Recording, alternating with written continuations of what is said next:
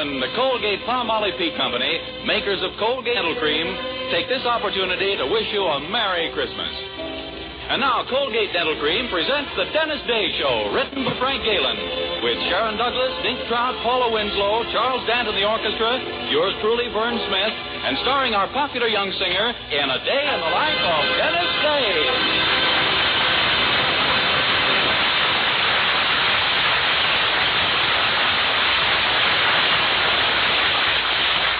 Here's Dennis to sing A Gal in Calico.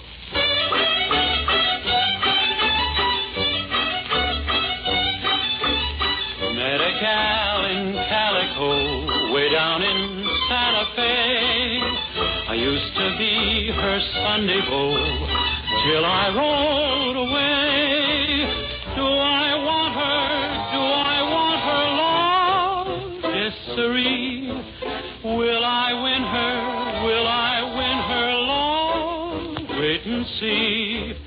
Working with the rodeo, go from town to town, see most every kind of gal, every kind of gown.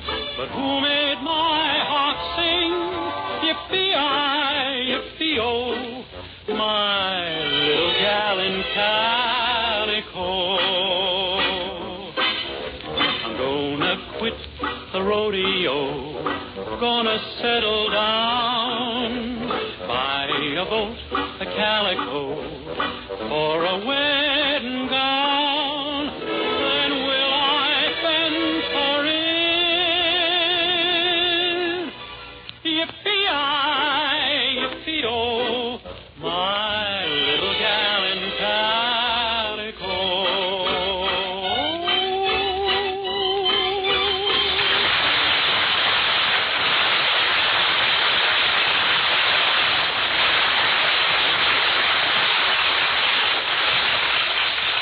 Most of you know our young hero, Dennis, very well by this time, but those of you who will be making his acquaintance for the first time on these Wednesday nights would probably like to know just what sort of person he is. Well, let's ask the folks who know him best. First, there's his landlady, Mrs. Anderson, who runs the boarding house in Weaverville where Dennis rooms. Mrs. Anderson, what's your honest opinion of Dennis Day? My opinion of Dennis Day is that he's a 22-year-old boy. Well, yes, of course, but what sort of 22-year-old boy? Well, I'm sorry, but that's as far as I'd care to go on. Well, it's a fact that Dennis has never managed to get into Mrs. Anderson's good graces. Now, Mr. Anderson, on the other hand, kind of likes him, although he's never come right out and admitted it. And just why haven't you, Mr. Anderson? Well, it all goes back to when I first married my dear wife. Or, as I like to call her, the big woman. Go on, Mr. Anderson. You see, when we were married, we made a pact, Poopsie and I. We decided we'd always sit and act as one person. Of course, I didn't know then that the one person would turn out to be Poopsie. Oh, I see. Well, there's one member of the Anderson family who likes Dennis and makes no boast about it. That's their daughter, Mildred, our young hero's girlfriend. Right now, on this fine Christmas morning, she's carefully planted herself under the mistletoe in the Anderson living room as Dennis comes down for breakfast. Morning, Mildred. Merry Christmas. Merry Christmas, Dennis. Boy, I sure am hungry this morning. See you after breakfast, huh? Why, Dennis, wait. What's the matter? Well, don't you notice? I'm standing someplace. Well, that happens very often when you're not sitting down. I don't mean that silly. Now, look around carefully. Don't you see anything different? You're wearing a new dress? No, higher. You washed your face? Dennis, what's over my head? Hair. I mean on the chandelier. Don't you see what's tied to it? A piece of mistletoe. Oh, I see now. Pretty, isn't it? Oh. Dennis, I'm standing right under it. Well, don't worry. A little thing like that couldn't hurt you if it did fall off. Didn't you ever hear of mistletoe, Dennis? If a man happens to find a girl standing under it, he can kiss her. Gosh, really? Yes. And you happen to find me standing under it. Well. Oh, I couldn't take advantage of an accident. But it wasn't an an accident, Dennis. I stood here on purpose. Mildred. I did it so you'd kiss me. I want you to kiss me. You women are all alike. No one wants my brains, only my kisses. Dennis, I want you. I know how desirable I am, but you should fight it.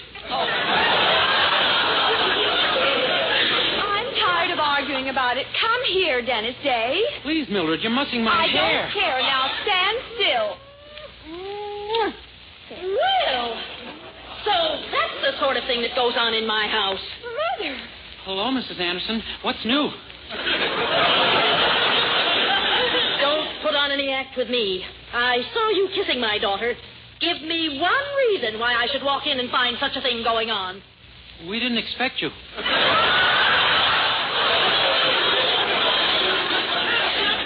Well, it was all my fault, Mother. Really, it was. You see, it's Christmas, and there was mistletoe, and I was standing under it, and... Well, anyway, it was only a little peck on the cheek. That's true, Mrs. Anderson, and I promise it won't happen again until we've been married for years. Married, indeed. Young man, you've been nothing but trouble to me since you began boarding here. I suggest that you look for another place to live as soon as you can. But, Mrs. Anderson... That's my last word on the subject. Gee, now I'm in a fine mess. Golly, I'm sorry, Dennis. You wouldn't have gotten in trouble if only I hadn't insisted on kissing you. Oh, that's all right. As a matter of fact, I kind of like being kissed. Oh, did you, Dennis? Yeah. I see now why so many people speak so well of it. Oh, gee, I hope Mother doesn't really make you move. No, it wouldn't be much of a Christmas if she did. Oh, dear, I nearly forgot with so many things going on. What? There's a little present for you inside, underneath the tree. For me. Gosh, thanks, Mildred.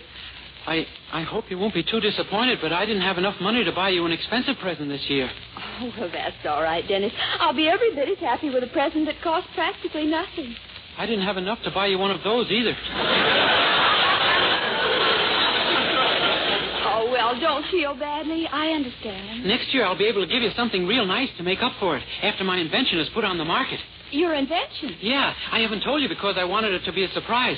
You see, one day last week, Mrs. Courtney came into the drugstore to get something for a terrible headache. So I made up a wet pack out of some stuff I found, and she put it on her head. And it cured her headache? No, it made her headache worse, but it curled her hair. Oh, my goodness. I haven't told a soul yet, but I think I've invented a permanent wave solution. It should be worth millions. Oh, I should say so. Have you tried it on anyone besides Mrs. Courtney? No, but Mr. Willoughby's police dog sat in some the other day. And what happened? Well, the part that barks is still police dog, but the part that wags is pure French poodle. That's marvelous. I'm improving it all the time. Why, just yesterday I put some powder from France I found in the place. Oh, golly, I've just had the most wonderful idea. What? My mother's got to know about this. Why, when she sees what you've got hold of, she'll never let you move out. Oh, she won't believe it's any good if I invented it. Oh, but that's just it. She's got to try some herself. But how are we going to get her to do that? Oh, look, she's in the next room. You go in and hint in a subtle way that she doesn't look quite as attractive for Christmas as she might. Her hair looks a little stringy. And then you show her your invention and ask her to try some on her head. Golly, I'll do it. I've got a jar of it right here in my pocket. Good. Oh, but you've got to be very diplomatic about telling her she could look more attractive. Here goes. Mrs. Anderson? Yes? You know, I was just thinking, you're pretty ugly today. I don't mean all over, just above your neck. How dare you talk to me like that? Mrs. Anderson, wait, you don't understand. What I meant is you're beautiful, only your hair kind of spoils it. My hair? Yeah, so straight. Why, if you had curly hair, you could look just like Lana Turner all over instead of just locally. Oh, that's very sweet of you, Dennis. Oh, but my hair's always been straight. Even a permanent doesn't curl it. Well, I have some stuff right here that will, Mrs. Anderson. If you'll just put some on your head in 2 or 3 minutes, you'll be amazed. Well, if it's as good as all that, I certainly will try it. That's swell. Come out and show Mildred. Well, Oh, good morning, Mr. Anderson. Good morning, Dennis. My lover girl in there? Yes, but don't go in, Mr. Anderson. You're going to get a surprise in a minute. I am? Yeah. How would you like it if your wife suddenly became Lana Turner? Outside of Lana Turner suddenly becoming my wife, I can't think of anything nicer. Well, you just wait. You really think work, Dennis? Oh, sure. And with that French powder I put in yesterday to make it smell nice, she'll just love it. Well, what kind of French powder was it? Oh, I don't know. Only the name of the maker was on the box. Some fellow named Plaster of Paris. Plaster of Paris? Oh, Dennis, no. I did something? Did something? Oh, we're finished forever. Mildred, what do you mean? Yes, what are you two talking about? Well, how do I look? Well, my head feels awfully peculiar. Really, Mother? Yes. How do you like it, Herbert? Oh, very nice, Poopsie. That's the first sensible hat I've ever seen you wear. Hat? I'm not wearing a hat. You mean that's you? Well, certainly. This is my new hairdo. Don't you think you overdoed it? What do you mean? Get out of the way so I can see myself in the mirror. Why, I don't... Ah! Dennis, Dave! My hair! It's ruined. Listen to it. Oh, there's nothing to worry about, Mrs. Anderson. I'll have your head in fine shape as soon as I get hold of a hammer. Oh, a hammer? Yeah, that's the only way I can get that shiny crust off your head. Fine thing. It was supposed to be Lana Turner and me. Now it's the egg and I. Oh, here, use this, Dennis. The fire tongs. Oh. Okay. Hold still, Mrs. Anderson. Oh. There, see? Dennis, Dave, I told you once today to leave this house as soon as you can. Well, I can't wait. You're leaving this instant. Mrs. Anderson, I was only trying to help. Get out of my sight. That's final. Come, Herbert. Gee, didn't turn out to be a very Merry Christmas, did it, Mildred? No, I'm afraid not. Oh, but don't worry, Dennis. We'll find some way to see each other. Gee, I hope so. Oh, well, Dennis, listen. Yeah, a bunch of kids singing carols. It'd be kind of nice to have them in, wouldn't it? Yes, it would. Open the door, Dennis. Let's have them in. Okay. Hey, fellas, come on in. Mrs. Anderson may have something for you. Okay, come on, guys. You better shake the snow off your shoes. Mrs. Anderson is very particular about her rugs. Come on in, boys. Yes, ma'am. Thank you, ma'am. Thank you, ma'am. Hey, what about that little fellow out there in the snow? Isn't he coming in? Nah, he don't sing with us. He just follows us around. Yeah, everywhere we go, he tags along. We can't get rid of him. He's a pest. Hey, fella, why don't you come up here on the porch? You'll catch cold out there. Come on up. Don't be afraid. What's your name? Cecil? Oh, your name is Cecil, huh? Yes, sir. Cecil. Well, come on up, Cecil. Yes, sir. See, you are catching cold. I'm not cold. You're not crying, are you? Yes, sir. You are? But this is Christmas. You shouldn't be crying on Christmas. Yes, sir. What are you crying about, Cecil? They won't let me sing with them. They won't let you sing with them. Why not? I got braces on my teeth. They say I don't sing good. Well, I don't believe it. I'll just bet that you're a real good singer. No, I'm not. I don't really sing good. You don't? No, sir, I don't sing good, but I like to sing anyway. I like to sing more than anything in the whole world. Sure you do. And that's what makes singing really important. To want to sing from the bottom of your heart, whether you can really sing or not. It is? It certainly is. You know, once upon a time there was a little boy just like you. Well, this little boy wanted to sing more than anything else in the whole world. Honest? Uh-huh. And one night he had a vision. And the vision told him never to stop singing, because someday he would sing for the king. What's a vision? A vision? Oh, a vision is something like a dream, I think. Well, this little boy... What was his name? His name? Oh, I don't know what his name was. You see, it was a very long time ago. How long ago? Oh, a long, long time ago. Did he sing over the radio? No, this was long before radios and phonographs and moving pictures. Before Jack Benny? Yes, even before that. Gosh. It was a long, long time ago, in a land far, far away. The little boy came from a very poor family. Though his father and mother worked hard, they could barely buy enough bread to eat. The boy had no shoes to wear, and his clothes were ragged and torn. But he didn't care, for he was happy. He had a song in his heart. Life is fair on a summer's day. Sweet the western wind is blowing.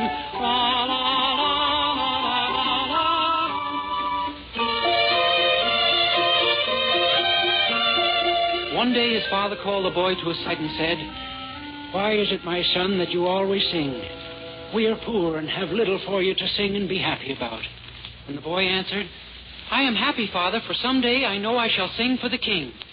And his father said, "That foolish vision of yours, you must forget such nonsense, for a poor ragged boy like you will never sing for the king."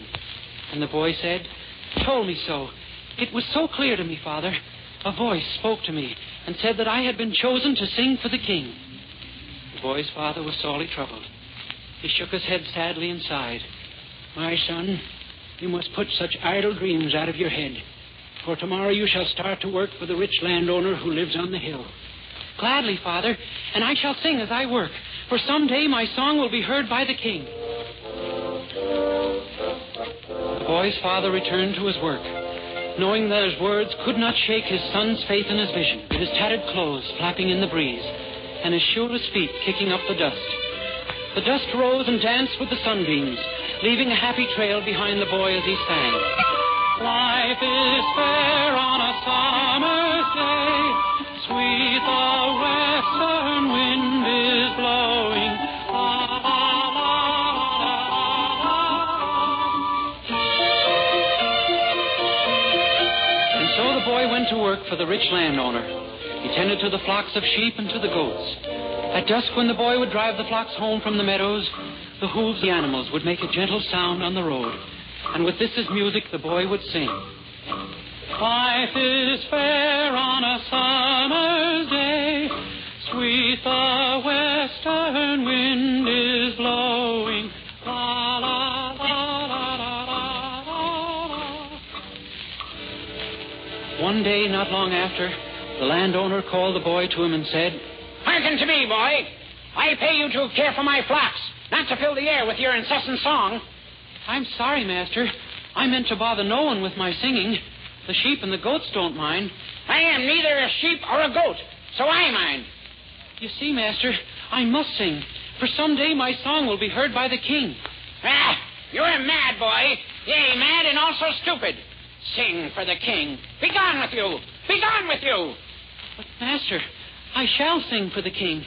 You will see." And so it came to pass that the boy, laughed at and ridiculed by all who knew him, left and went to the great city to sing for the king. Never had the boy seen such a city. Great buildings lined the streets, and the greatest of all was the palace of the king. There were many steps that led up to the palace gates, and the gates themselves were as tall as a tree. He felt very small and afraid as he ascended the steps. He would have run away, but he kept thinking of his vision. With this to give him strength, he was no longer afraid. He climbed and climbed, and finally, tired and out of breath, he reached the uppermost step. Smoothing down his ragged garments, he approached the gates. And hesitantly, he knocked upon them. He waited breathlessly as the gates slowly opened.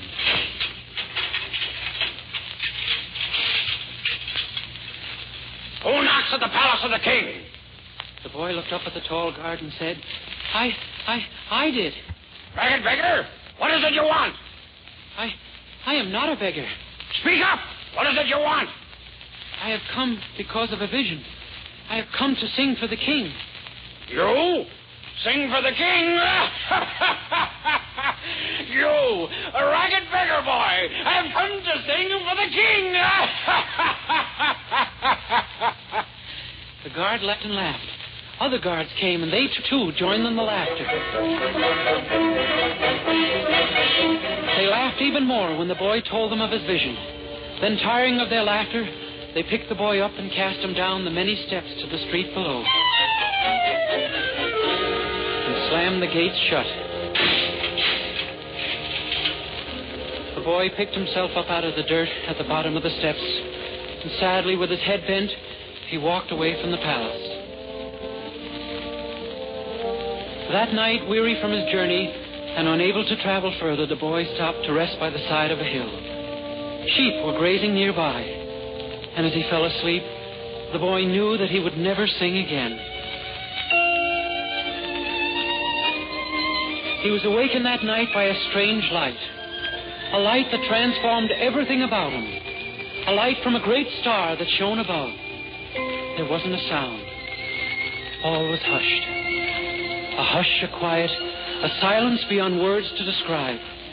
Even the sheep on the hillside and the doves in the trees seemed to sense the silence. And then the light seemed to become even brighter, bathing all in a glow that made them one. The boy, the hill, the earth, the grass, the animals all became one, and one alone. The boy raised himself from the ground, not daring to breathe.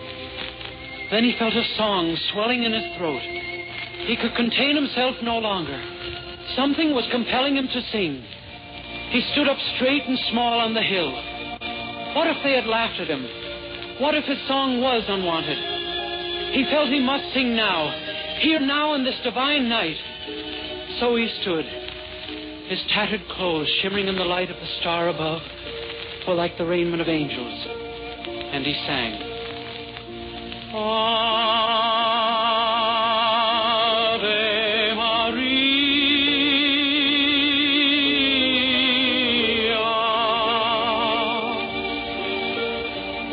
gratia plena,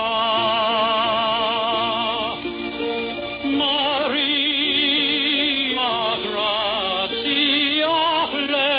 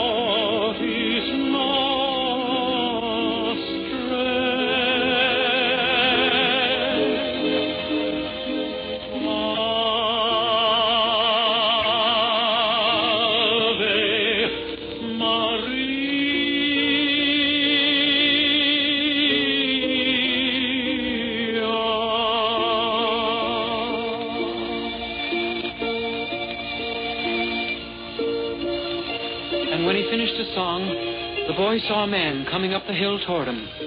The man was a shepherd, and he carried a crooked staff. The boy said, "I thought I was alone here on the hill." And the shepherd said, "You will never be alone again, boy. No man will ever be alone again." And then the shepherd turned and pointed down the hill. And the boy looked and saw a small stable nestled below. And the shepherd, turning to the boy, said, "Tonight, my son, you sang for a king.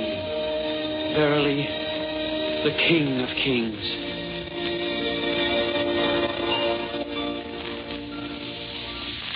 And so you see, Cecil, if your heart is full of song, you must sing.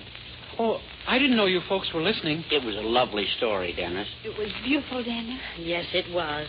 Yes, it was a very nice story. And I'm sorry I got so angry with you.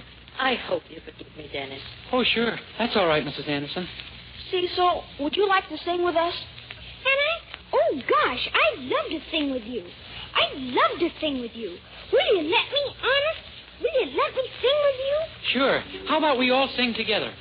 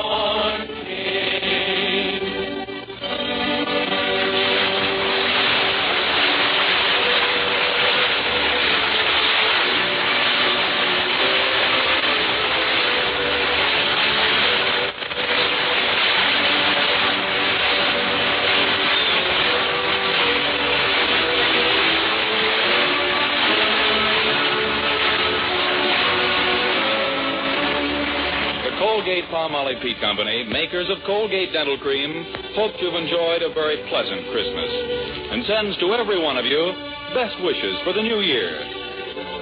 Dennis Day can be heard with Jack Benny every Sunday. And be sure and be with us again next week for another Dennis Day program. More songs, more adventures in the life of our star, Dennis Day.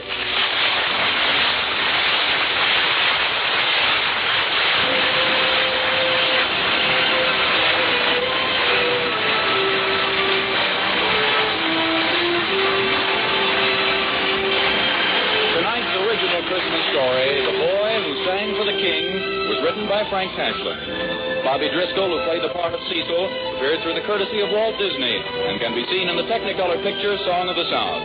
All the other parts in the Christmas story were played by Dennis, of course. The special musical background was by Charles Dant. This is Vern Smith speaking.